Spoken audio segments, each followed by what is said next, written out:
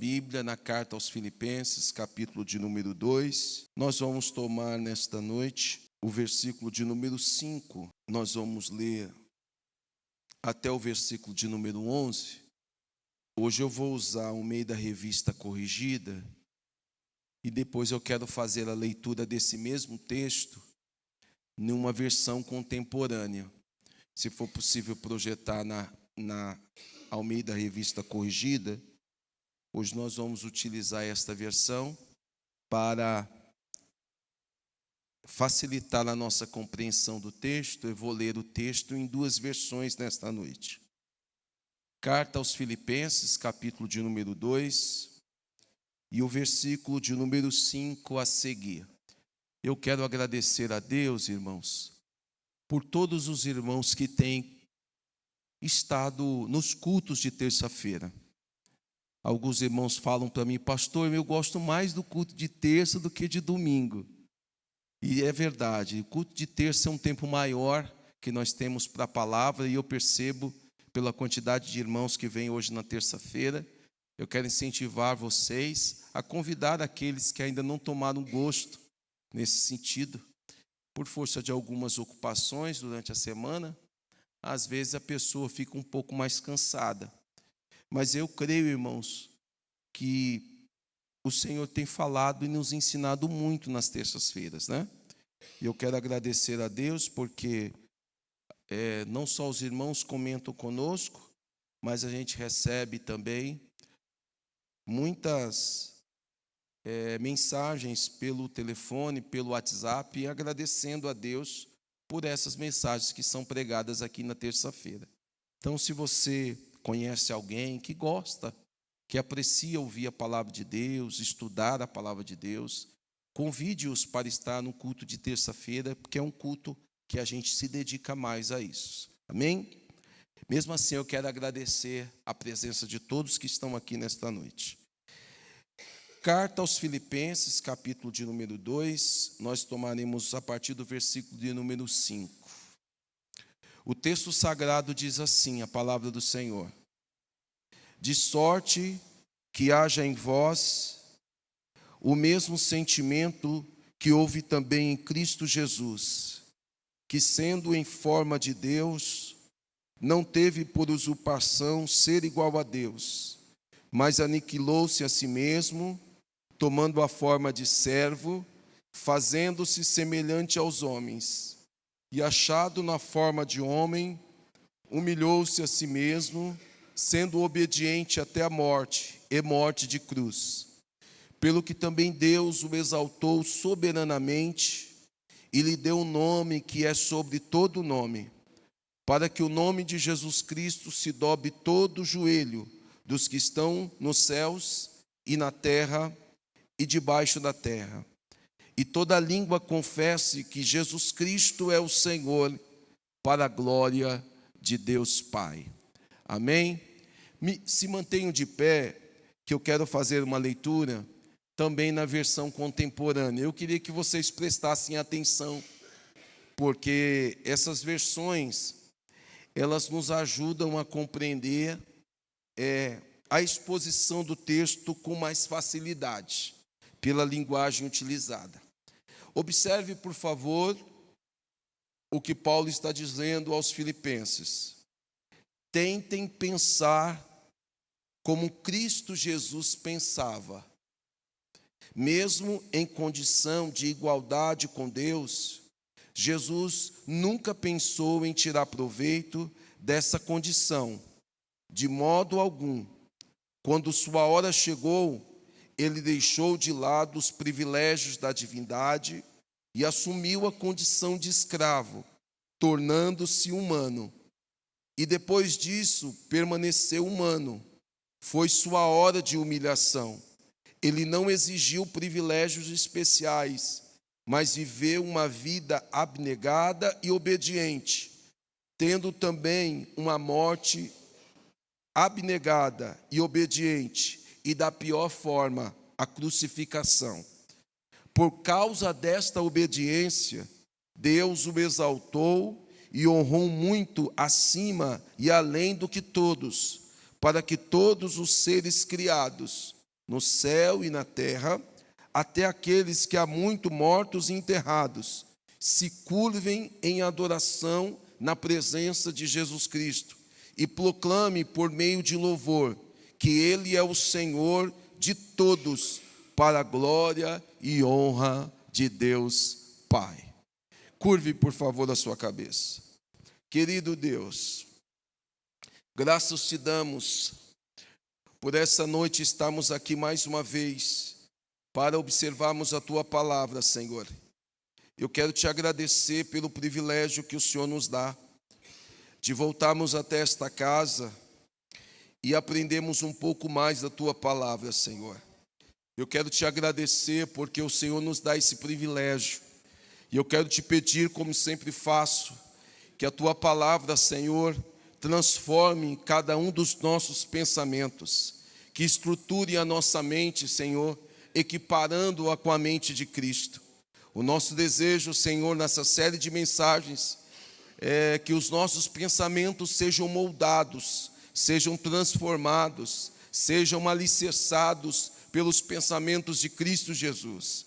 Para isso, Senhor, nós dependemos do Espírito Santo, que através da exposição da Tua palavra, Ele possa produzir esse milagre em nós, mudando todos os nossos conceitos e transformando os nossos comportamentos, Senhor, como verdadeiros seguidores de Jesus Cristo.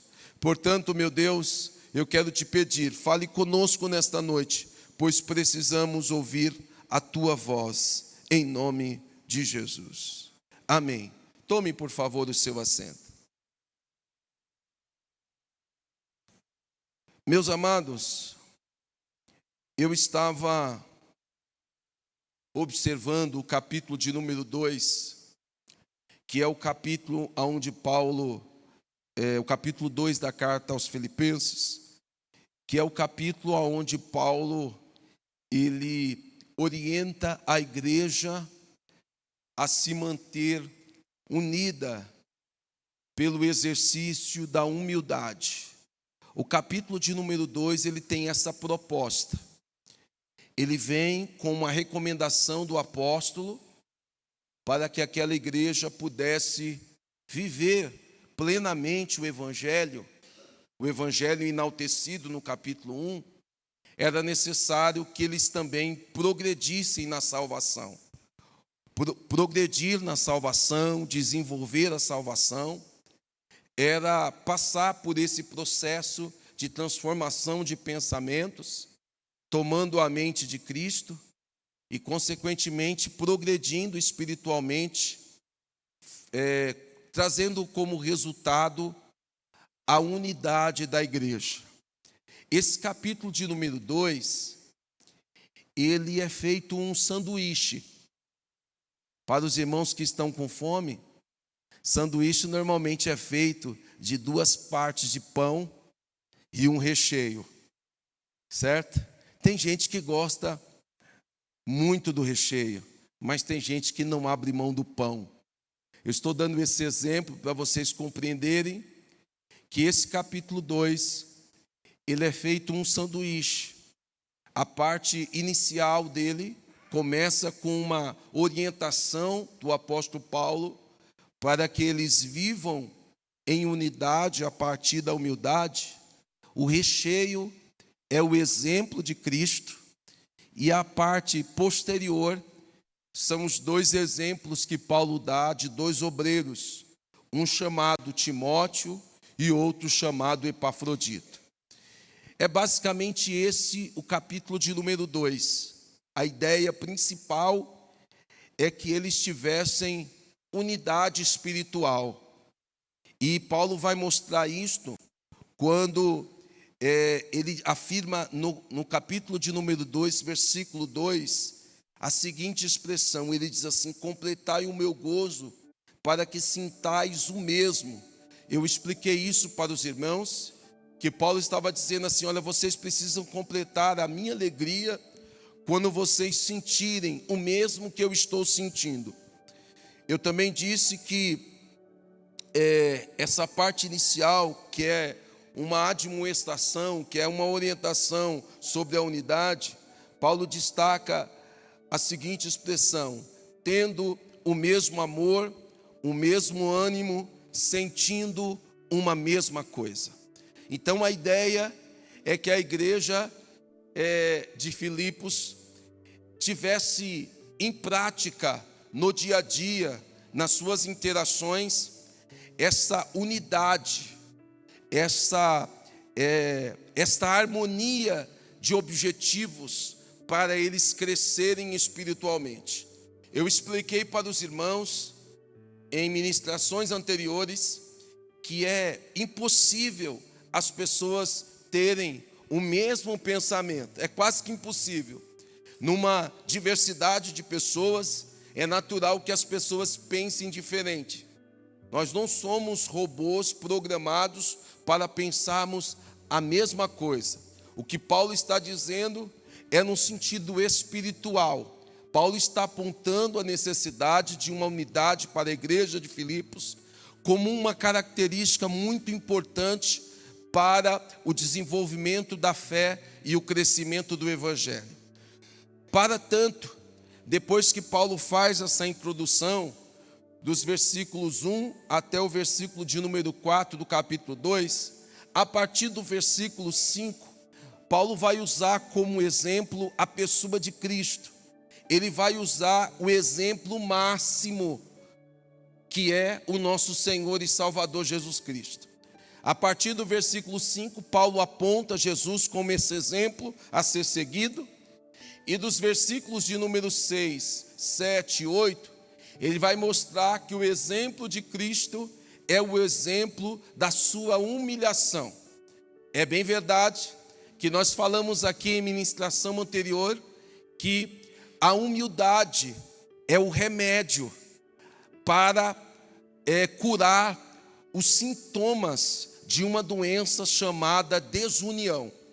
A humildade é o remédio, ela ataca os sintomas, porque a desunião, eu escrevi aqui, ela é feita um câncer. A falta de unidade é feita uma doença grave. Ela é comparada com uma doença mortal. Então, o que acontece? Paulo, ele vai pegar o exemplo de Cristo e do versículo de número 6, 7, 8, ele vai apontar a humilhação de Cristo. Um detalhe que eu considero importante é que Cristo não foi humilhado, Cristo se humilhou, é diferente. Então, na ministração anterior eu disse que os humilhados não serão exaltados. Na verdade, é quem se humilha é que será exaltado. Então, a humildade é o remédio para curar essa doença mortal chamada desunião. O que a humildade ataca? A humildade ataca o egoísmo, a humildade ataca o orgulho, a humildade ataca a vaidade, a humildade ataca a soberba, a humildade ataca o pensamento de interesse pessoal prioritariamente. Então, pensando nisso, Paulo vai recorrer a esse remédio eficiente para combater esses sintomas que são os sintomas do partidarismo, que são os sintomas da contenda, que são os sintomas da vanglória. Paulo vai utilizar a humildade como um antídoto, como um remédio para combater esses sintomas que reflete a doença do corpo de Cristo, uma vez exercida com a falta de humildade. São sintomas mortais, são reflexos de um corpo doente, quando há desunião, quando há falta de harmonia. Quando eu digo que Cristo se humilhou, nós vamos observar isso nos versículos de número 6, 7, 8, porque a iniciativa foi de Jesus. Foi Jesus que se esvaziou, foi Jesus que decidiu, foi uma decisão dele. Paulo vai mostrar que a humildade, ela não é um complexo de inferioridade. Humildade não é baixa autoestima. Humildade não é resultado de pobreza. Humildade não é resultado de uma profissão de baixo poder financeiro, não. Humildade é uma disposição mental. É isso que o apóstolo está mostrando. Humildade é uma disposição mental. A humildade está relacionada com a maneira que os seus pensamentos estão estruturados. É por isso que ele ainda nos versos iniciais, ele diz assim, olha, nada façais por contenda, estou lendo o versículo de número 3, nada façais por contenda ou por vanglória, mas por humildade, cada um considere os outros superior a si mesmo. Então, considerar o outro superior a si mesmo é um exercício de humildade que é precedido de uma disposição mental. Quando a pessoa tem uma disposição mental que ela é melhor do que alguém, ela não se comporta dessa forma. Então Paulo vem tratando com a forma daqueles irmãos pensarem. Eu acho isso daqui interessante, irmão Luzia, porque Paulo vai fazer muitos elogios a esta igreja. No entanto, ele vai chegar à conclusão de que tudo que está bom tem espaço para melhorar. Ele vai dizer que, olha, a igreja era uma bênção, produzia saudades nele, mas a igreja tinha que caminhar de forma progressiva para se aproximar da sua mentalidade com a mentalidade de Cristo. Dito isto, nós vamos perceber que o exercício máximo de humildade foi o próprio Jesus. Jesus, nós vamos discorrer aqui o que ele fez, ele é o nosso maior exemplo de humildade. Ele mesmo disse, Rose, aprendei de mim, que sou manso e humilde de coração, e encontrareis paz para as vossas almas. Jesus era o exemplo, Jesus é o exemplo, e Jesus sempre será o nosso exemplo máximo. Eu quero abrir um parênteses aqui. Talvez você olhe para o pastor que bota aqui, um lencinho, e vai dizer assim, o pastor é exibido, o pastor é exaltado, o pastor bota a gravata combinando com o terno, o pastor só vem combinando com a esposa, então o pastor não é humildade, não tem humildade. Eu quero ajustar o seu pensamento e mostrar para você que a verdadeira humildade está na nossa disposição mental. Não é o que eu falo que me diz quem eu sou, é o que eu faço. Não são as minhas palavras que diz quem eu sou. Na verdade, são as minhas atitudes que refletem a minha essência. Quando nós olhamos para isso, nós vamos perceber que o que Jesus fez, a atitude de Jesus, reflete o seu espírito de humildade. Consequentemente, quando nós observamos o comportamento de Jesus, o olhar do homem não serve de tanta referência para nós. É claro, irmãos, que na dimensão humana, nós vamos sempre utilizar alguém como a nossa referência. Eu não acho errado isso. Você vai olhar para alguém e vai falar assim, nossa, eu queria ser como esta irmã, eu queria ser como esse irmão, eu gostaria de ser como esse pastor.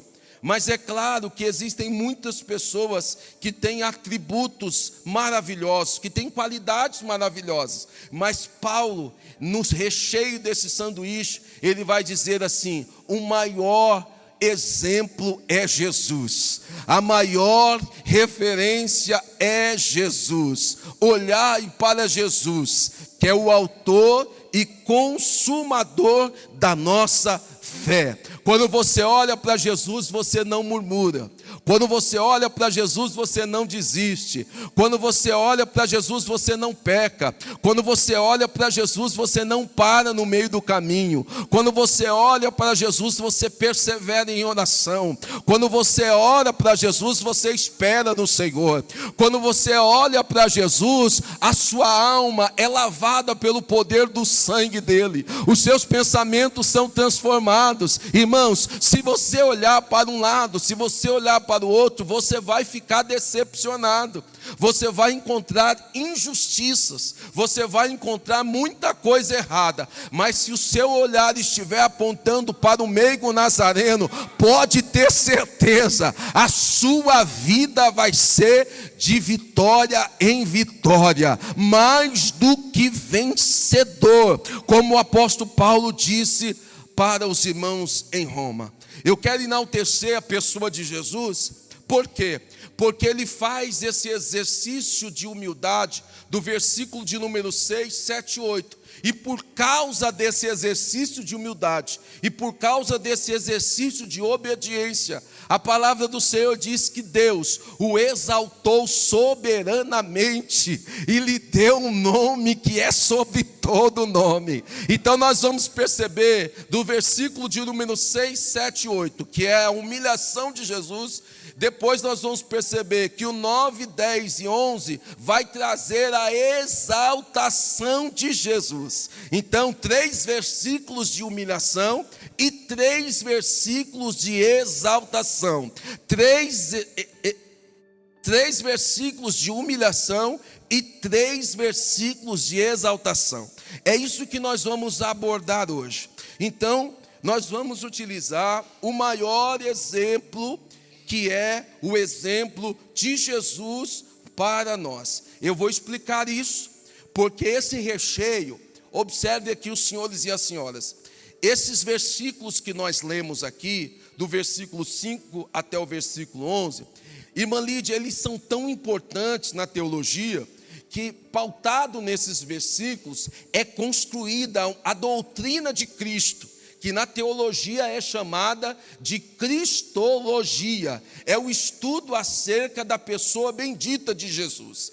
Para os teólogos, aqueles irmãos que são seminaristas, aqueles irmãos que vão estudar teologia, tem uma disciplina que chama cristologia, não é esse, irmão Misael? E nessa doutrina, nós vamos discorrer acerca da pessoa de Jesus. Para os irmãos que compõem a classe dos adultos, essas últimas lições nós estamos falando acerca da cristologia, nós estamos aprendendo acerca da doutrina de Jesus, e esses versículos que nós lemos, ele é o ponto alto dessa doutrina. Se eu não estiver enganado, na última lição, ela fez parte da leitura bíblica em classe, que é o momento em que Jesus deixa a sua glória, se humilha, e aí o próprio Deus o exalta soberanamente. Então, para os irmãos não esquecerem, do versículo de número 6, 7 e 8, são os versículos que compõem essa parte do V, tá? Para a gente não esquecer do V da vitória. Ele desce, ele se humilha, 6, 7 e 8, mas Deus o exalta soberanamente, 9, 10 e 11. Então é feito um V, esse exercício, essa movimentação de Jesus. Então os estudiosos, irmãos, utilizam esse texto de forma maravilhosa. É bem verdade, irmão Adalto, que Paulo está fazendo uso do exemplo de Jesus para trazer saúde espiritual para esta igreja. Só que ele vai mostrar, através da revelação, esta composição poética. Só para os irmãos terem uma ideia, alguns estudiosos afirmam que esses versículos que falam da humilhação e da exaltação de Cristo, eles são formatados, eles são organizados de forma poética, parece uma composição poética. Alguns atribuem até, irmã Nilva, que esses versículos é uma composição de um hino, que começa com Cristo se humilhando e termina com Cristo exaltado, adorado, glorificado, onde todo o joelho se dobra diante dele. Então, além de nós aprendermos acerca da humildade de Jesus, nós vamos perceber que esses versículos é uma composição teológica rica, é uma cristologia avançada. Se nós observarmos isso, nós vamos conhecer muito mais de Cristo. Eu quero abrir um parênteses aqui para dizer uma coisa. Eu sei que hoje as pessoas quase não pensam nisso, mas antigamente pensavam. Eles pensavam, antigamente, hoje é mais difícil, que o exercício da teologia, estudar de forma sistemática, conhecer a doutrina, era algo que deixava as pessoas frias, que deixava as pessoas sem espiritualidade. Pelo contrário, nós vamos encontrar aqui que quanto mais você estuda doutrinariamente, teologicamente, a pessoa de Cristo, mais você conhece a Cristo, mais você se preocupa em parecer com Ele. O nosso irmão citou aqui que nós devemos conhecer e prosseguir conhecendo a Deus. Uma das formas que nós conhecemos ao nosso Deus é analisando, é pensando a pessoa de Jesus. Então, para hoje, nós vamos trabalhar aqui em cima desses versículos, para que vocês entendam o que foi que Jesus Cristo fez. Para tanto, nós vamos começar primeiro dizendo o que Ele fez no exercício da sua humilhação. Volte, por favor, o seu olhar no versículo de número 5, que nós vamos iniciar aqui, e depois nós leremos os demais versículos para tratarmos da humilhação de Cristo Jesus. Observem os senhores, de sorte que haja em vós, Paulo está dizendo, de sorte que haja em vocês o mesmo sentimento que houve também em Cristo Jesus. Deixa eu fazer uma explicação aqui. Aonde está esta palavra sentimento? Vocês vão colocar disposição mental ou pensamento. Coloque essa palavra do lado para você entender. Por quê? Porque o que Paulo está escrevendo aqui, apesar da nossa tradução escrever sentimento, a ideia aqui é que Paulo está querendo trabalhar a nossa maneira de pensar. Tem alguma tradução, eu não sei se os irmãos conseguem aqui me informar qual, que Paulo vai falar que vós, de sorte que vocês têm uma mesma maneira de pensar que Cristo teve. Se alguém descobrir qual que é essa versão, me avise, que nós vamos pedir para que você leia. Então, no versículo de número 5, há essa expressão, de sorte que haja em vós o mesmo sentimento, entre parênteses, o mesmo pensamento, entre parênteses, a mesma disposição mental que houve também em Cristo Jesus. Essa disposição mental, que nós a entendemos como a humilhação de Cristo, ela está, irmã Dorinha, intrinsecamente ligada com um ato de obediência. Obediência é você fazer a vontade de alguém. Só que essa disposição mental aqui de obediência não é como muitas vezes a gente faz.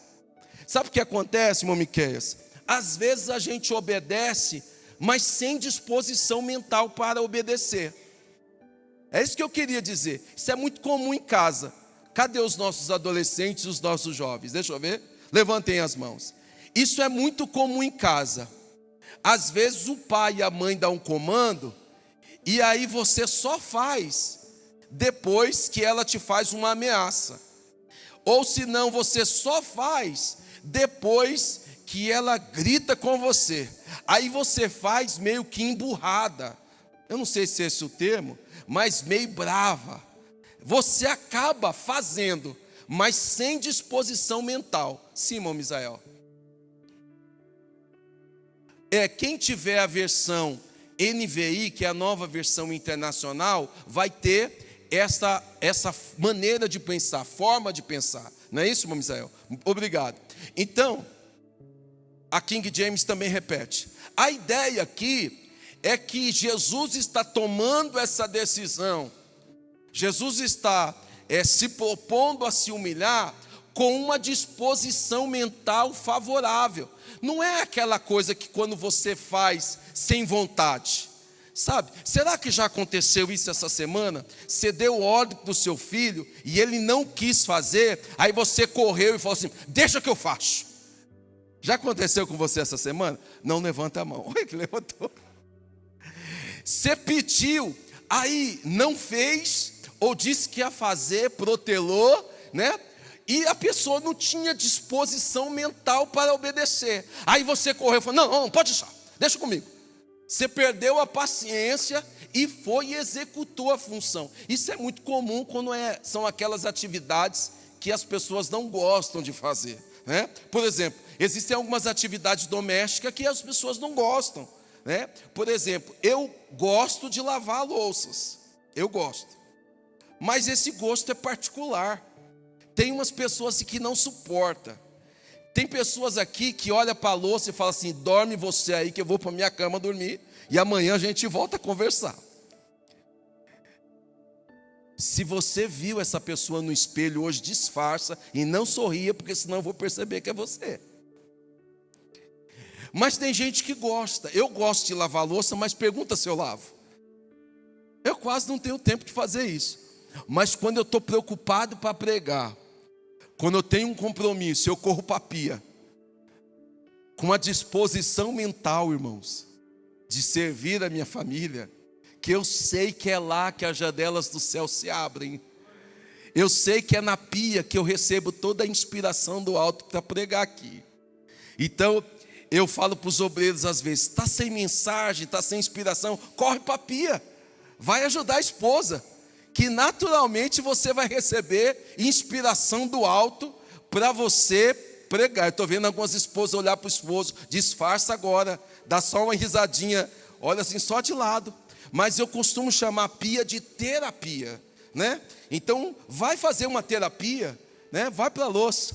Eu estou dando esse exemplo para você entender o que é disposição mental. Disposição mental é quando você faz de forma voluntária. É quando você faz com alegria. Quando você faz por simplesmente uma obediência. Não, eu estou fazendo porque alguém está mandando. Eu estou fazendo porque alguém está exigindo. Isso não é disposição mental no exemplo de Jesus. Aqui o texto diz que Paulo, escrevendo aos Filipenses, ele diz que haja em vós o mesmo sentimento que houve também em Cristo Jesus. O que Paulo está dizendo? Olha, você tem que ter a mesma disposição mental, que é uma ação voluntária, que é uma iniciativa, que é uma proatividade. O que Jesus fez, ele disse assim, Paulo está dizendo com outras palavras: ele se ofereceu, ele se dispôs, ele não veio e morreu por mim e por você, porque ele foi obrigado, ele fez isso por amor. João, sabendo disso, ele diz: porque Deus amou o mundo de tal maneira, que deu o seu Filho unigênito, para que todo aquele que nele crê, não pereça, mas tenha a vida eterna. A atitude de Jesus foi por amor. A obediência de Jesus, a disposição mental foi por amor. Irmão, vamos fazer uma aplicação prática aqui? Quando a gente faz as coisas com disposição mental, fica muito mais leve. É ou não é, irmãos? Eu estou vendo ali a irmã Arlinda e o irmão Elci Júnior. Esse pessoal, quando mexe com a decoração aqui, tem dia que eu saio tarde da igreja e eles estão chegando, para deixar tudo pronto. Eu sei que trabalharam durante o dia. Desculpe eu usar o exemplo de vocês, mas é porque quando você está fazendo as coisas com uma disposição mental, não tem cansaço, irmãos. Não é difícil, não é penoso, não é cansativo. É por isso que quando a pessoa tem disposição mental para vir ao culto desse, ela vem alegre, ela não vê a hora que chega. Quando uma pessoa na obra de Deus tem disposição mental, tem um pensamento voltado, as coisas acontecem com muito mais leveza.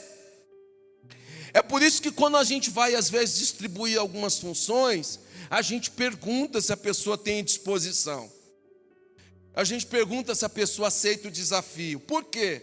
Porque, irmãos, a obra de Deus, ela é cheia de desafios. Se você não tiver disposição mental, você não pega, porque não vai dar certo. Tem que ter disposição mental para isso. Então, o que Paulo está dizendo aqui, olha, Jesus, nós precisamos ter o mesmo pensamento, a mesma disposição que houve também em Cristo Jesus. Eu gosto dessas expressões também, porque dá a ideia de que houve em alguém também. Os estudiosos afirmam, irmã Nilva, que essa parte inicial, Paulo está fazendo um trocadilho de pensamento dele e de Cristo. Ele está dizendo: de sorte que haja em vós o mesmo sentimento que houve também em Cristo Jesus. Ou seja, eu também tenho. Aleluia. Eu também quero. eu também posso ser utilizado como exemplo. Eu também preciso receber isto. É por isso que eu chego em casa, minha esposa fala: meu filho, você acabou de pregar, como é que você chega em casa para se assistir? Eu falei: eu vou deixar Deus falar comigo através de mim. Mas é verdade, não é narcisismo, não. Tem gente que fala assim: nossa, mas eu não aguento nem ouvir minha voz.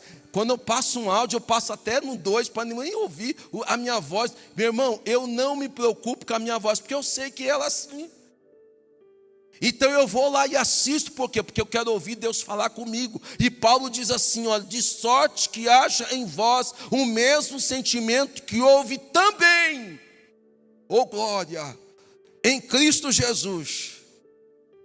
Quando ele usa essa expressão que houve também, ele está se incluindo. E eu quero receber essa palavra da parte de Deus nessa noite. Prossigam o versículo de número 6, que é o processo que ele se humilha. Ele diz assim: que sendo em forma de Deus, não teve por usurpação ser igual a Deus. O que significa isso, pastor? Que sendo em forma de Deus. Eu vou explicar para os irmãos. Essa expressão forma significa natureza e significa posição. Essa expressão forma. Por quê? Porque na teologia a gente aprende que Deus não tem forma. Deus é espírito bom, perfeitamente bom, que em santo amor guia, controla e administra tudo. É mais ou menos assim que um teólogo chamado Langston define a pessoa de Deus. Deus é espírito pessoal perfeitamente bom, que em santo amor guia, controla, é criador e controla tudo. É mais ou menos assim que Langston define a pessoa de Deus. Então Deus não tem uma forma, mas Paulo está dizendo que sendo em forma de Deus. O que significa essa expressão forma? A ideia de forma aqui no texto original é que Cristo tinha a mesma natureza de Deus. Essa expressão natureza está relacionada com a natureza em posição, na mesma hierarquia. O que ele está dizendo aqui? Cristo era Deus. Cristo era Deus. O texto diz assim: e sendo em forma de Deus, ele não teve por usurpação ser igual a Deus. O que ele está dizendo? Ele tinha a posição, mas ele abriu mão.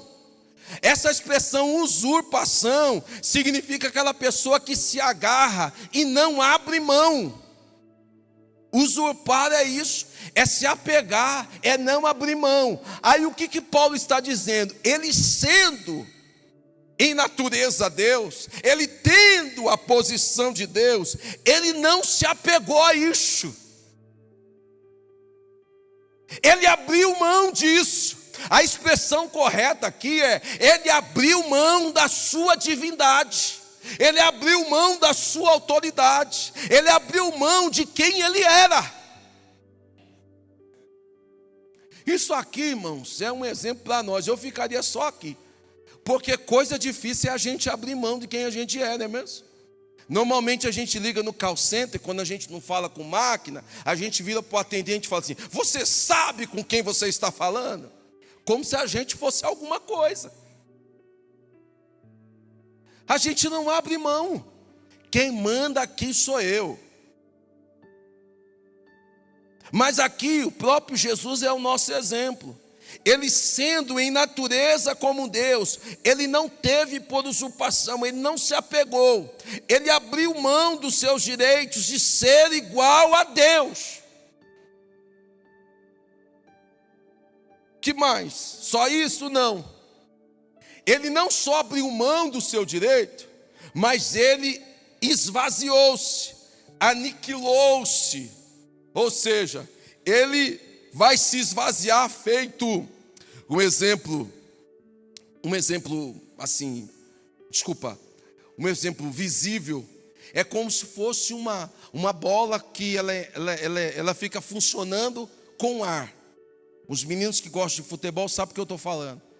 Uma bola sem ar é feito uma bola murcha. Então a ideia aqui de se esvaziar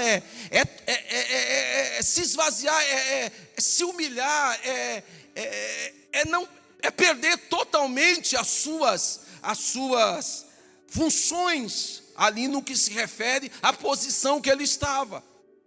Jesus abre mão da sua posição, ele se esvazia. O texto está dizendo, aniquilou-se a si mesmo. Não foi ninguém que furou a bola, não foi ninguém que tirou o ar, não foi ninguém que humilhou Cristo, foi ele que abriu mão, que soltou. Ele diz que ele vai se esvaziar. Eu não vou usar muito termo teológico aqui, mas tem umas doutrinas muito fortes que fala sobre esse esvaziar-se aqui. Mas hoje nós não estamos numa aula de teologia. Eu quero que você seja prático nesta noite. Ele diz assim, tornando-se em forma de servo. Basicamente é isso aqui. Ele está sentado como uma autoridade. Cristo está numa posição de autoridade. Ele não só vai se esvaziar, mas ele vai tomar uma forma de escravo. Ele vai sair de uma posição de poder e autoridade e ele vai se posicionar como um escravo. Porque às vezes você sair de uma posição, você até sai, mas você se comportar tal qual como um escravo, aí é muito, né, irmãos? Aí é demais, não é? E Jesus faz exatamente isso. Ele deixa a sua posição e ocupa a outra inferior. Oh, aleluia. Ele diz assim, fazendo-se semelhante aos homens. Então, é como se ele estivesse dizendo assim, ele era Deus e agora ele está se fazendo homem. Os teólogos dizem que Jesus recebe uma natureza adicional. Ele não deixa de ser Deus. Ele recebe como adição a natureza humana. Mas deixa eu abrir um parênteses aqui para trazer uma informação histórica e importante, Moisés. Na cultura grega, você que gosta de filme épico, você sabe. Era muito comum os homens receberem poderes da divindade e serem considerados deuses. Quem assiste filme épico, como... acho que como que é o nome daquele filme lá? Gente, eu esqueci agora. Do guerreiro que tinha muitos poderes lá. Hércules, tinha um outro lá também que ele recebia os poderes de Apolo lá. Aquele que foi atingido no calcanhar, Aquiles. Era muito comum na cultura grega, aquilo ali é cultura grega pura. Ô Emerson, é muito comum um homem receber poderes, terem qualidades e se tornar conhecido ou temido como um Deus. Na cultura grega era esse o processo. O humano se tornava Deus pelos poderes que ele recebia dos deuses. Isso era comum na cultura grego-romana. Agora o que Jesus está mostrando através de Paulo é exatamente o contrário. É o Deus se tornando humano. É o Senhor se tornando servo. É quem tem toda a autoridade se humilhando. Então quando Paulo escreve isso aos Filipenses, ele choca, ele confronta os conceitos. Que Deus é esse? Porque é natural o homem querer se parecer com Deus, irmãos. Prova isso, pastor. A astúcia da serpente, porque Deus sabe, a serpente falando com Eva, Deus sabe que o dia que você comer desse fruto, você vai ser parecido com Deus. A proposta do diabo é sempre fazer com que o homem se pareça com Deus. A proposta de Cristo é exatamente o contrário. Quantos compreendem o que eu digo nessa noite? Então, dentro do aspecto humano, dentro da cultura grega, era natural um homem receber poderes como Aquiles, como Hércules. A mitologia grega, a mitologia romana tem muitos personagens que recebiam poderes e eram chamados de deuses. Mas o que Paulo explica aqui, olha, o Deus que nós servimos, o comportamento que nós queremos que a igreja tenha, a estrutura de pensamento que eu quero que a igreja tenha, a disposição mental da igreja é diferente. Quanto mais humano você for, mais espiritual você é. Quanto mais humano você é, mais espiritual você é. Vou repetir porque eles vão ter que cortar essa. Quanto mais humano você é, mais espiritual você é. A proposta de Cristo é exatamente essa. Ele vai se esvaziar. Ele vai fazer o caminho inverso. Enquanto o homem tem expectativa de ser adorado, de ser reconhecido, de ser lembrado, de as pessoas ficarem se prostrando diante dele, Paulo vai dizer exatamente diferente. Olha, quanto mais você se humilha, mais ele aparece. Quanto mais você desaparece, mais o nome dele é engrandecido. João Batista entendeu isso rápido. Vieram falar para João Batista: olha, aquele que o Senhor batizou aí no Jordão, ele está andando por aí, está todo mundo seguindo ele, está todo mundo seguindo Jesus. Olha, aquele que você batizou, sabe, aquele lá que teve aquele movimento estranho, sabe, que saiu uma voz, está todo mundo seguindo ele. Ele diz assim: convém que ele cresça e que eu diminua. Jesus seja sempre enaltecido. Oh, Ramassuída Kemes. Jesus seja sempre engrandecido. Levante a sua mão e diga isso. Jesus seja sempre engrandecido.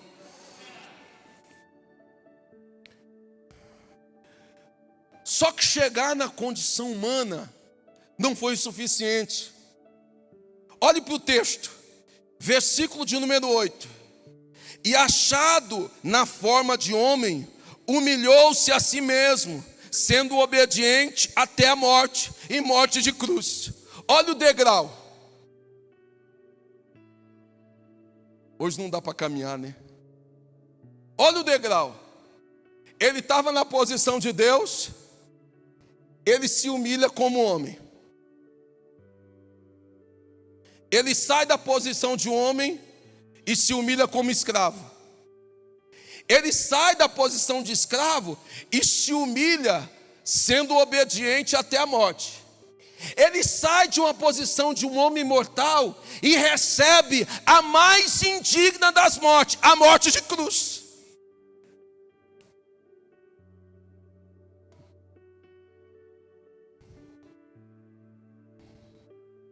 Sabe por que isso? Por causa de mim e de você. Deixou o esplendor de sua glória, sabendo o destino aqui. Estava só e ferido no Gólgota, para dar sua vida por mim. Se isso não for amor, o oceano secou, não há estrela no céu, as andorinhas não voam mais. Se isso não for amor, o céu não é. Tudo perde o. Se isso não for.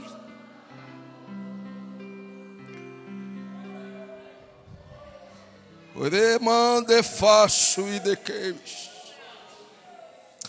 Oh, aleluia! Que coisa maravilhosa, irmãos! Que coisa maravilhosa! Nós conhecemos o que foi que Jesus fez por mim. Ele abriu mão da sua glória, ele abriu mão da sua divindade, ele se humilhou como homem. De homem ele ocupa a posição de servo ele morre, e ainda morre com morte de cruz, que é a morte mais infeliz, mais humilhante. Oh, eu estou com vontade de sair correndo e glorificar a esse Jesus nesta noite.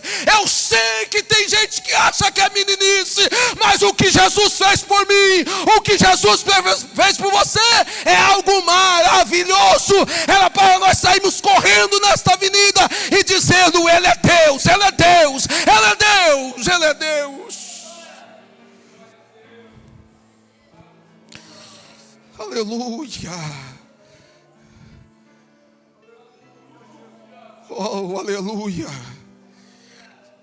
Por força dessa auto-humilhação, por força dele aniquilar-se, por força dele esvaziar-se, uma condição, uma disposição mental de humildade. Olha o que o Senhor Deus Pai fez com ele. Pelo que também Deus o exaltou. Versículo de número 9. Começa a subida. Aleluia. Começa a subida. Com a mesma intensidade que ele se humilhou, o próprio Deus decide erguê-lo. Com a mesma profundidade, com a mesma força que ele desceu às mais profundezas do inferno para me resgatar, o próprio Deus começou a erguê-lo. Versículo de número 9.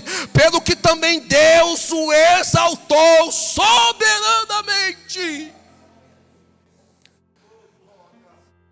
Sabe o que ele está dizendo com essa expressão, Miqueias? Não tem ninguém que tenha mais poder do que ele. Ele é soberano. Ele decide. Oh, aleluia. É Ele quem determina. Ele é soberano. Ele diz: é-me dado todo o poder nos céus e na terra e debaixo da terra.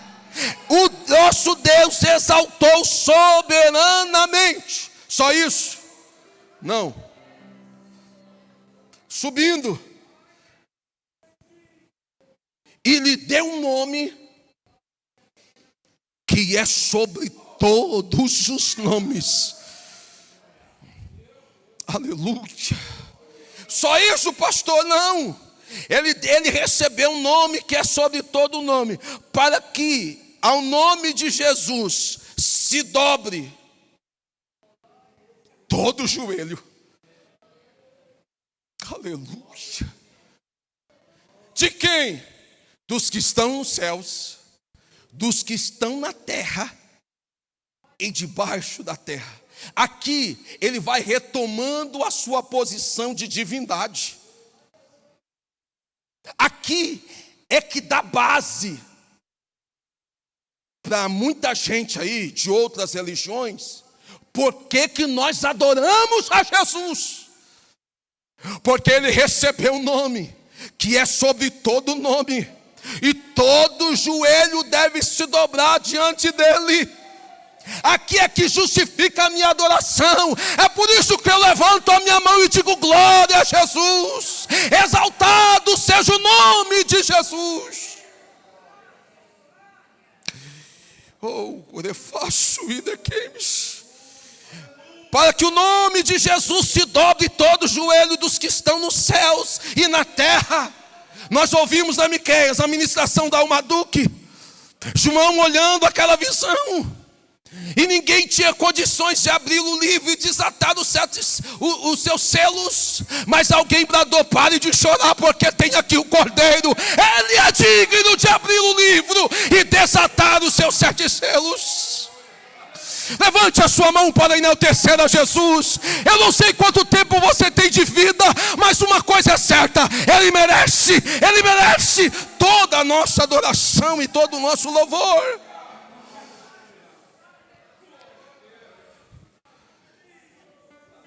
Só isso, pastor? Não. Talvez os filipenses, talvez a colônia romana grega, talvez aqueles que possuíam aquela literatura, aquela carta de Paulo, falam assim: não, é só eu que tenho que dobrar os meus joelhos. Falo: não para aí a exaltação. ele continua dizendo: e toda língua. Não é coisa exclusiva do romano, não é coisa exclusiva do grego, não é coisa exclusiva da igreja de Filipe. Ele diz assim: toda língua confesse, toda língua declare, toda língua confirme que Jesus Cristo é o Senhor, para a glória de Deus Pai. Levante-se, por favor, e fique de pé.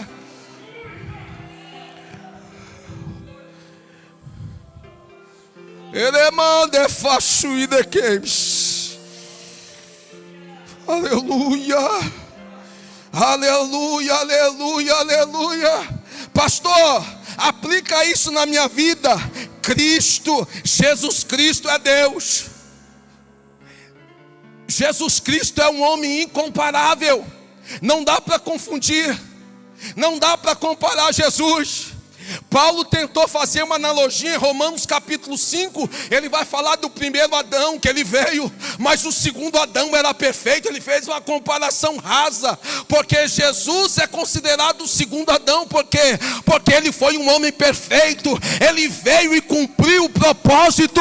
Enquanto o primeiro Adão queria ser Deus, ele veio tentando e querendo ser homem, para salvar, para resgatar, para cumprir a justiça de Deus.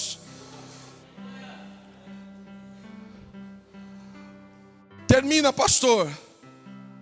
Cristo sempre é o nosso exemplo, irmã Carla. Cristo sempre será o nosso melhor exemplo. Não troque esse exemplo por nada. Cristo sempre será o nosso exemplo. Outra coisa, a humildade é o melhor remédio contra as doenças espirituais do corpo de Cristo.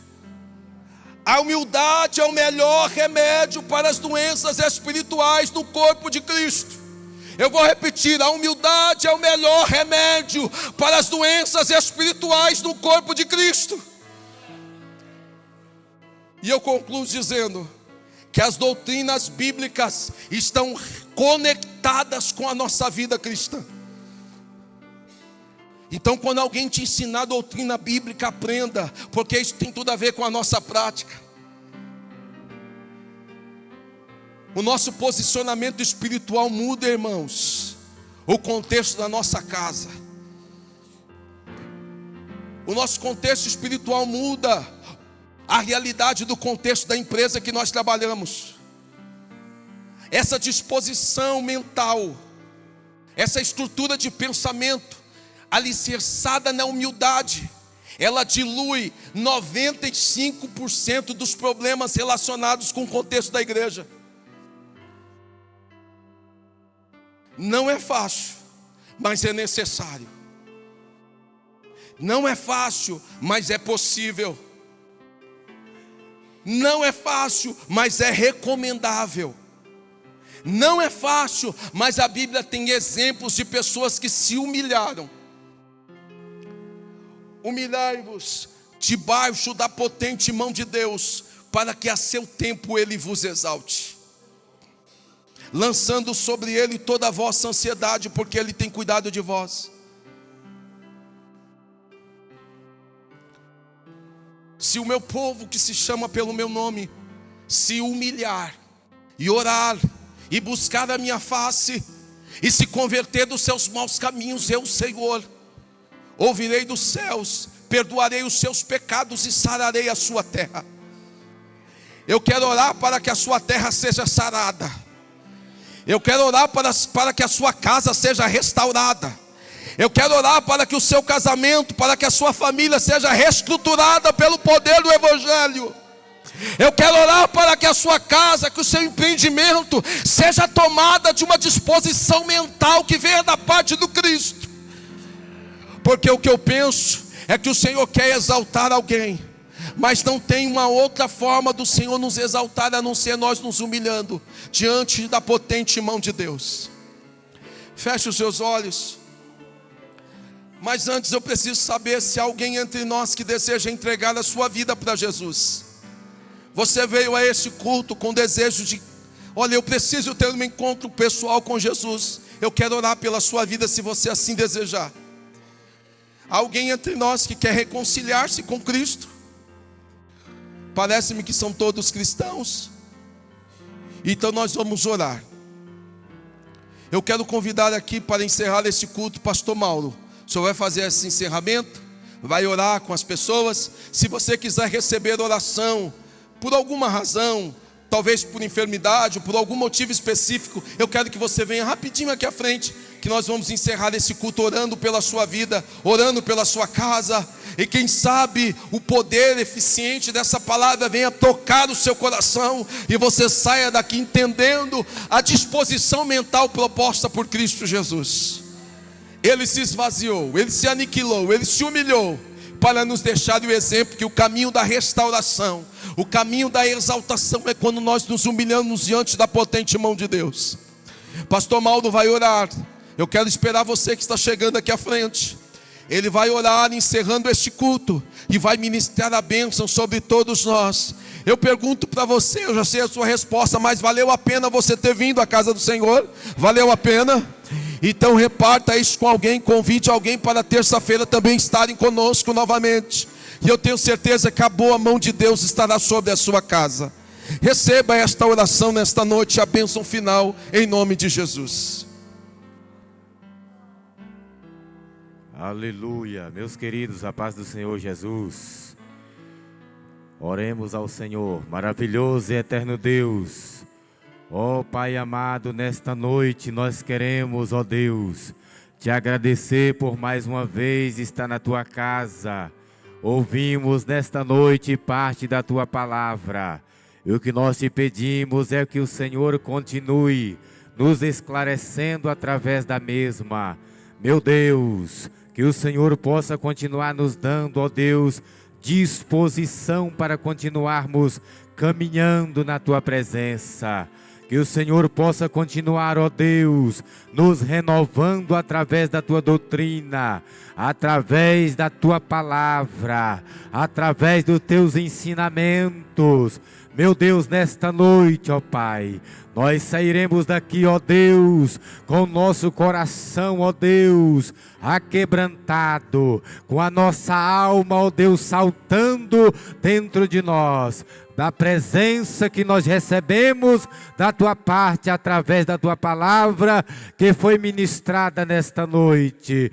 Meu Deus, os teus filhos que estão aqui na frente nesta noite, Senhor, renova, dá graça, dá disposição, continua esclarecendo, ó Deus, dando saúde, ó Deus, tanto espiritual como saúde física, ó Deus. Ó Deus, faça com que nós a cada dia, ó Deus, andemos incansavelmente, glorificando, exaltando o nome do Senhor, porque a tua palavra diz que o Senhor é bom e a tua bondade dura para sempre. Amém, Jesus. Amém.